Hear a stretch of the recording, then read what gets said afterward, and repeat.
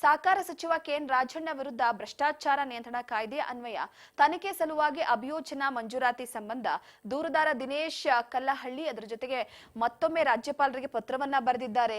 Apex ಬ್ಯಾಂಕ್ನಲ್ಲಿ ಅನರ್ಹರಿಗೂ ಕೂಡ ಸಾಲವನ್ನ ನೀಡಿ 2,000 ಕೋಟಿ ರೂಪಾಯಿ ನಷ್ಟವಾದ ಕುರಿತು ಸಿಎಜಿ ವರದಿಯಲ್ಲಿ ಉಲ್ಲೇಖವಾಗಿತ್ತು. ಈ ಅಕ್ರಮದ ಅಪೆಕ್ಸ್ ಬ್ಯಾಂಕ್ನ ಹಿಂದಿನ ಅಧ್ಯಕ್ಷ KN Rajanna, MD CN Devaraj ಅವರು ಶಾಮೀಲಾಗಿರುವ ಆರೋಪವಿದೆ. ಜೊತೆಗೆ ನಿವೃತ್ತಿ ಬಳಿಕವೂ ಕೂಡ ದೇವರಾಜ್ ಪುನಃ ಅಪೆಕ್ಸ್ ಬ್ಯಾಂಕ್ ಎಂಡಿಗೆ ಹುದ್ದೆಗೆ ಸಚಿವ ರಾಜಣ್ಣ ಶಿಫಾರಸ್ನೊಂದಿಗೆ ನೇಮಕಗೊಂಡಿದ್ರು. ಈ ಪ್ರಕ್ರಿಯೆಯಲ್ಲಿ ಭ್ರಷ್ಟಾಚಾರ ನಡೆದಿರುವ ಶಂಕೆ ಇದೆ ಅಂತ ದಿನೇಶ್ ಕಲ್ಲಹಳ್ಳಿ 2023 ಆಗಸ್ಟ್ 28ರಂದು ರಾಜ್ಯಪಾಲರಿಗೆ ಸಲ್ಲಿಸಿದ ದೂರಿನಲ್ಲಿ ಆರೋಪಿಸಿದ್ರು. ಅಪೆಕ್ಸ್ ಬ್ಯಾಂಕ್ ಎಂಡಿಗೆ ಹುದ್ದೆಗೆ ದೇವರಾಜ್ ಅವರ ನೇಮಕದ ಹಿಂದೆ ಭ್ರಷ್ಟಾಚಾರ ನಡೆದಿರುವ ಆರೋಪ ಸಂಬಂಧ ತನಿಖೆ ನಡೆಸೋದಕ್ಕೆ ಸಚಿವ ಕೆಎನ್ ರಾಜಣ್ಣ ವಿರುದ್ಧ ಲೋಕಾಯುಕ್ತ ನ್ಯಾಯಾಲಯದಲ್ಲಿ ಖಾಸಗಿ ದೂರು ದಾಖಲಿಸುವುದಕ್ಕೆ ಪೂರ್ವಾನುಮತಿ ನೀಡುವಂತೆ ದಿನೇಶ್ ಮನವಿಯನ್ನ ಮಾಡಿದ್ರು.